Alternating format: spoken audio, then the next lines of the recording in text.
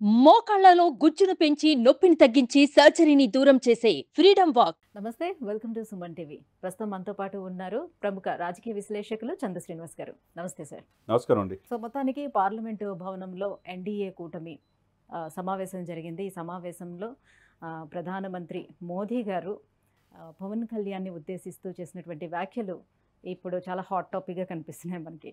So ఇక్కడ కూర్చున్న వ్యక్తి పవన్ కాదు, ఇది తుఫాను అని వ్యాఖ్యానించడం, అతన్ని కంప్లీట్గా ప్రశంసల వర్షం కురిపించారు అతని పైన. సో ఎలా చూడొచ్చు, ఒక దేశ ప్రధాని, అది మూడవసారి ఒక దేశానికి ప్రధానమంత్రి అయినటువంటి ఆ స్థాయి వ్యక్తి, ఫస్ట్ టైం ఎమ్మెల్యేగా గెలిచినటువంటి ఈ వ్యక్తిపై ఇంత ప్రశంసల వర్షం కురిపించడం ఎలా చూడొచ్చు? డెఫినెట్గా అండి. అంటే దీర్ఘకాలికంగా రాజకీయాల్లో ఈ వ్యక్తి ఉండగలడా లేదనేది చూస్తారు. ఇదే గుజరాత్కి ముఖ్యమంత్రిగా ఉన్నప్పుడు పవన్ కళ్యాణ్ ఒకప్పుడు వెళ్ళాడు సోమవీర్రాజు గారితో. వెళ్ళినప్పుడు మోదీ గారిని చూసిన తర్వాత ఈ దేశానికి మీరు ప్రధానమంత్రి అయితే బాగుంటుందని కోరుకున్నాడు. ఆ తర్వాత ఏ రోజు ఆయన కోసం ప్రచారం చేశాడు మనం చూసిన అంశమే. 2014 ఇవన్నీ పరిస్థితి కూడా అన్కండిషనల్గా మోదీ గారి కోసం ప్రచారం చేశారు. తర్వాత క్రమంలో కొంచెం దూరమైనా కంటిన్యూగా ఆయనతో ఉంటున్నాడు. ఆయన ఈ దేశానికి ప్రధానమంత్రిగా ఉండాలి అని అంటున్నాడు. నిన్న కూడా ఆయన మాట్లాడిన స్పీచ్లో పవన్ కళ్యాణ్ గారు కూడా మీరున్నంత వరకు మా తలదించుకోవాల్సిన అవసరం లేదు, ఎటువంటి దాడులు కానీ లేదు, తల ఎత్తుకొని బతకొచ్చు, ఈ దేశాన్ని మీరున్నట్టు మా అదృష్టం, మీ నాయకత్వంలో మేము కూడా విజయం సాధించామని చెప్పాడు అంత గొప్పతనంగా. అదే సమయంలో చంద్రబాబు నాయుడు గారు గొప్పతనం గురించి కూడా చెప్పాడు. మీరన్నట్టు ఒక వ్యక్తి, ఒక తెలుగు వ్యక్తి, మన తెలుగు వ్యక్తి, మన తెలుగు రాష్ట్రాల హీరో, మొక్కవని ధైర్యంతో మీరు అన్నట్టు ఎన్నో ఇంటర్వ్యూలో మనం మాట్లాడుకున్నాం పవన్ కళ్యాణ్ గారి గొప్పతనం గురించి. ఇతను ఇక్కడ ఉండాల్సిన వ్యక్తి కాదు, జాతీయ స్థాయిలో వెలుగొందే వ్యక్తి, ఎన్డీఏలో చాలా కీలక పాత్ర పోషిస్తారంటే ఈడెవడరా బాబు చెప్పేదని కొంతమంది అనుకోవచ్చు, నన్ను విమర్శించవచ్చు. అయినా కానీ నేను మొదటి నుంచి కూడా ఇదే సుమన్ టీవీలో చాలా పదులు ఇంటర్వ్యూలో చెప్పాను నేను. Pawan Kalyan is a ordinary person, is not a ordinary person. అతను ఎంత పగిలే కొంది గాజు పొదునిక్కుద్దనే సినిమాలో డైలాగ్ ప్రకారం ఎంత కింద పడితే అంత పైకి లేసే వ్యక్తి. ఎందుకంటే అతనికి ఏంటంటే అతనికి బర్నింగ్ డిజైర్ ఉంది, ఈ సమాజం పట్ల ఏదో చేయాలి, ఈ రాష్ట్రానికి నేను ఏదో చేయాలని. అది ఆ రాజకీయాల్లో దశాబ్దం పైన ఉండటం మామూలు విషయం కాదు. ఈ రోజున ఏ మీడియాలో అయితే ఆయన్ని ఏదో ఒక రాజకీయాలకు పనికిరాడు, ఎక్కడ ఎమ్మెల్యే కాదు అని చెప్పి ఫ్రంట్ లైన్ మీడియాలో ఆయన్ని అంత వ్యక్తిగతనం చేసిన మీడియా సంస్థలు కావచ్చు, వాళ్ళ యజమానులు కావచ్చు, ఇప్పుడున్న ఓడిపోయిన మంత్రులు అందరూ కావచ్చు, ఆయన్ని మానసికంగా ఎంత చిత్రహింసలు గురి చేశారు. తట్టుకున్నాడు, నిలబడ్డాడు. కార్యకర్తలు కొద్దిగా ఎమోషన్ అయితే మీరు ఎవరు నన్ను విమర్శిస్తే నేను ఎదుర్కొంటాను, మీరు వాళ్ళు మైండ్ గేమ్ ఆడుతున్నారు, దాన్ని ట్రాక్ తప్పొద్దు అన్నాడు. తప్పితే ఏ రోజు ఆ మంత్రులు విమర్శించిన వల్ల ఫ్యామిలీ విషయంలో జోక్యం చేసుకోవాలా, ముఖ్యమంత్రి గారి విషయంలో జోక్యం చేసుకోవాలా, వ్యక్తిగతానికి అసలు ఎప్పుడు ఇంపార్టెన్స్ ఇలా. అతనిలో ఎంత పరిణితి, ఎంత దెబ్బలు తిన్నాడు. ఈ రోజున జాతీయ స్థాయిలో మీరు మోడీ గారి పక్కన కూర్చున్నారంటే, మోదీ గారి ప్రశంసలు మీరు చెప్పినట్టు ఈ పవన్ కాదు తుఫాను అన్నాడంటే, అంటే 91% సక్సెస్ రేట్తో మొత్తం క్వీన్షిప్ చేశారంట ఆంధ్రప్రదేశ్లో. ఈరోజు ఆంధ్రప్రదేశ్ నుంచి వచ్చిన 22 ఎంపీలు, అది టీడీపీ కావచ్చు, జనసేన కావచ్చు, బీజేపీ కావచ్చు, అధికార పక్షానికి 3 మాత్రమే ఆగిపోయింది అక్కడ. 22 ఎంపీలు ఈరోజు వీళ్ళు కనుక ఆ రోజు పవన్ కళ్యాణ్ గారు చెప్పినట్టు బీజేపీ అధిష్టానం ఒప్పుకోపోతే ఈరోజు పరిస్థితి ఏంటి? నితీష్ కుమార్ 12 ఎంపీలు, ఇప్పుడు 22. ఇయే కీలకం. 240 దగ్గర మనం చూసుకున్నాం. 2024లో 240 దగ్గర ఆగింది. ఎప్పుడు చూసుకోండి, ఇప్పుడు లాస్ట్ ఎలక్షన్స్లో 2303, అంతకుముందు ఎలక్షన్ 282. ఇది ఫిగర్, ఇది మారదు కదా. ఎస్ ఈ 240 దగ్గర ఆగిన అంటే కాంగ్రెస్కి అవకాశం ఉన్నదాన్ని అది ఆగిపోయిందంటే ఈరోజు టీడీపీని కలపబట్టి. సార్, 2018 టైంలో మనకి ఇంకా ఎలక్షన్స్ 2019లో ఉంటాయి అని అనగా ముందుగానే ఎన్డీఏ కూటమి నుంచి చంద్రబాబు నాయుడు గారు బయటకు వచ్చేసారు. సో ఇకపై బీజేపీ వచ్చి టీడీపీ తోటి కలిసే ప్రసక్తి ఉండబోదని చాలామంది ఎక్స్పెక్ట్ చేశారు. బట్ లాస్ట్ మినిట్ వరకు పవన్ కళ్యాణ్ చాలా ట్రై చేశారు. సో కూటమి ఏర్పడాలి ఖచ్చితంగా అని చాలా ట్రై చేశారు. ఒకవేళ అలాగా కలవపోయి ఉంటే పరిస్థితి ఎలా ఉండేది? డెఫినెట్గా ఈరోజు కాంగ్రెస్ అధికారంలో వచ్చేది, అంతే కదా. అంతరం ముందు చూపు, ఈ దేశానికి మోదీ గారు కావాలి, ఆ నాయకత్వాలు వెళ్ళాలి అంటే టీడీపీని కూడా కలుపుకొని వెళ్ళాలనుకో. అసలు appointment, Amit Shah appointment, Modi appointment దక్కలా. చాలా కష్టాలు ఉన్నప్పుడు ఆ రోజు చూసాం మనం. మరి ఆ రోజున కష్టాల్లో చంద్రబాబు నాయుడు గారికి జైల్లో ఉన్నప్పుడు అపన్నాస్తం అందించడం కానీ, ఓటు చెల్లకుండా, ప్రభుత్వ వ్యతిరేక ఓటు చెల్లకుండా రాజకీయం చేద్దామని చెప్పి ఆ పాయింట్ ఆఫ్ వ్యూ కానీ, ఈరోజు 11 సీట్లకే పరిమితం, 151 నుంచి 11 సీట్ల పరిమితం వెనక తన ఆడిన ఆట అంటే రాజకీయ క్రీడ ఎంత రంజుగా ఉందో చెప్పండి.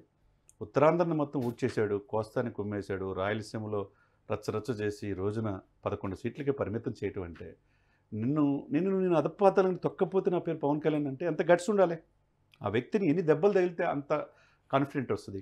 ఈరోజు మీరు అన్నట్టు 2018లో ఆ రోజున 7 సంవత్సరాల గ్యాప్ వచ్చింది బీజేపీకి, టీడీపీకి. మోడీ గారిని రాష్ట్రంలో అడుగుపెట్టని ఆ రోజులో అన్న మాట చంద్రబాబు నాయుడు గారిని వాళ్ళు మర్చిపోలే. అతనితో పొత్తు వద్దు అన్నారు, కానీ కాదండి అని చెప్పి ఒప్పించాడు. ఎన్నో వాళ్ళ చేత చివాట్లు తిన్నాడు.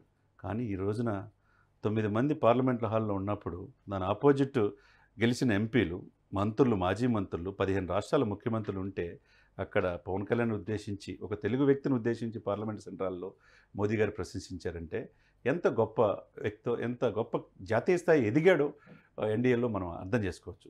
కాబట్టి నేటి రాజకీయాల్లో ఆవేశపడకుండా, వ్యక్తిగత హననం చేయకుండా ఆ వ్యక్తి యొక్క ఇదేంటి అనేది చూసుకోవాలి తప్పితే మొత్తం కలిపి దాడి చేసి మూకుమ్మడి దాడి చేసిన వాళ్ళు ఎక్కడున్నారండి? అసెంబ్లీ గేటు కూడా తాకిడినన్నారు కదా. ఈరోజు మీరు గమనించారో లేదో, మొన్న ఎన్డీఏ సమావేశాల కీలక పాత్ర ఉన్నాడు.